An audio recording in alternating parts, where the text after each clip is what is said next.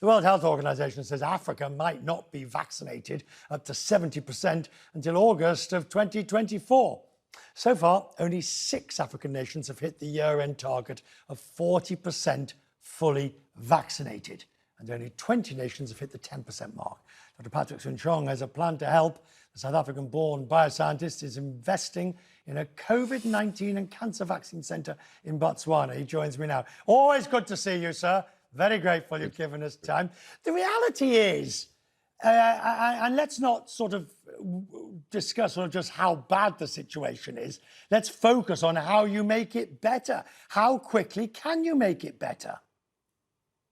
Well, Richard, we've been saying this from the outset, right? Until you have a vaccine that stops transmission, you're not going to stop this pandemic. And happily, we've been pursuing doggedly in developing multiple vaccine platforms that we believe will stop transmission. Whether it be an RNA platform, as you heard about Moderna Pfizer, or whether it be a subunit protein platform, or with the adjuvant platform. So what we've decided to do is bring all these platforms under full GMP manufacture into Africa and scale very rapidly.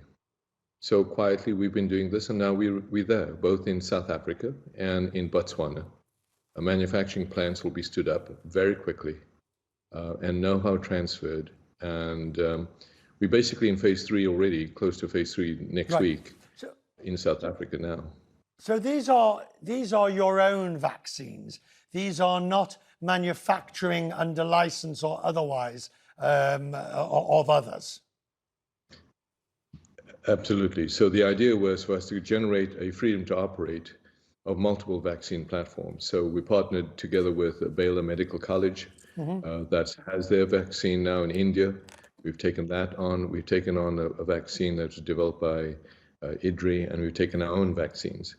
So by creating this consortium of know-how under our GMP umbrella, we've successfully manufactured all of these at scale, and now just literally we're transferring them into the country for Africa.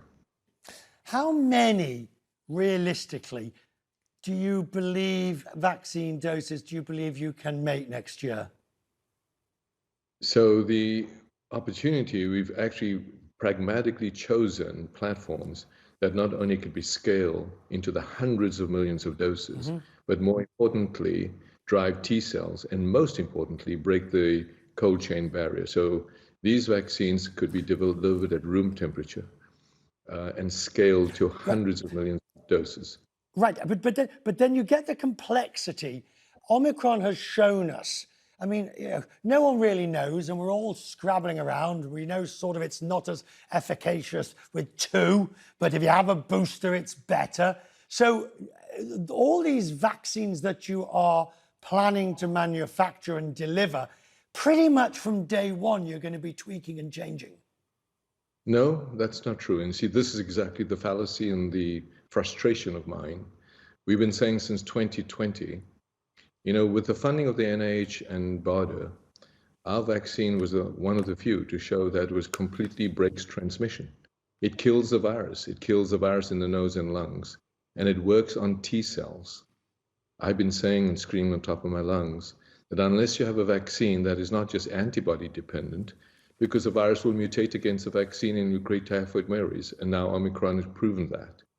However, if you have a vaccine that not only has antibodies but T cells, the T cells will kill the factory, and frankly, what we've shown with our data, it actually crosses and kills Delta, Alpha, and every variant so far without having to modify the vaccine, because the T cell epitopes are broad enough to kill all these variants.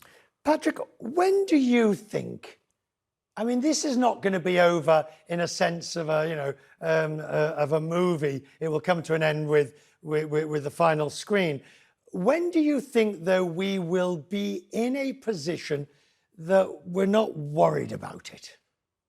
Well, all I can tell you is all the patients that we have vaccinated in our trials so far. I was just asking that literally 5 minutes before this interview with you. How many patients have now been infected with the Omicron?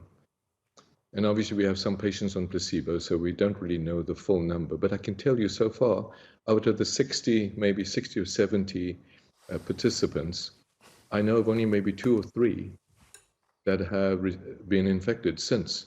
So I am very confident now that T cells, if you generate T cells, and we are now seeing these T cells in patients. So when you say, how confident are we this is going to be over? Until you have a second generation vaccine that actually stops transmission, it will not be over. So doggedly, we've pursued that path, and excitedly, we have now large-scale GMP manufacturing capacity that can make hundreds of millions of doses, maybe 1 billion doses. So your question you asked was how long? Well, the World Health Organization has put out a plan that 2040, I think that's crazy. I think we need to be in a position for Africa to have 1 billion doses by 2025. Do you believe that the profit motive benefits or hinders? If I look, for example, at testing in the United States, where it's all about have you got insurance and is the government going to pay, etc., etc., it's really difficult and you get it 2 days later or whatever. Here in Europe, testing is pretty much on demand and it's got a lot easier. The UK is slightly odd with Omicron. Do you believe the profit model is helping or hindering in COVID? I sadly think, frankly, that's what's driving a little bit of this dissonance in terms of saying, we'll just keep on giving you more antibody-based vaccines. You know, some of these major pharmaceutical companies are generating billions and billions of dollars. So it's a hard question to say what motivates whom, but I think if we understand really what should motivate all of us is that the economy and the mental health, and this will not change unless we stop transmission. So whatever it takes to do that, that's what should be motivating us. Why are we continuing to develop, using the same first generation vaccine, first, second, and third boosters? What motivates that? I'm completely not sure. We will watch closely, sir. Thank you. I'm grateful that you've taken time to talk to us tonight. Thank you.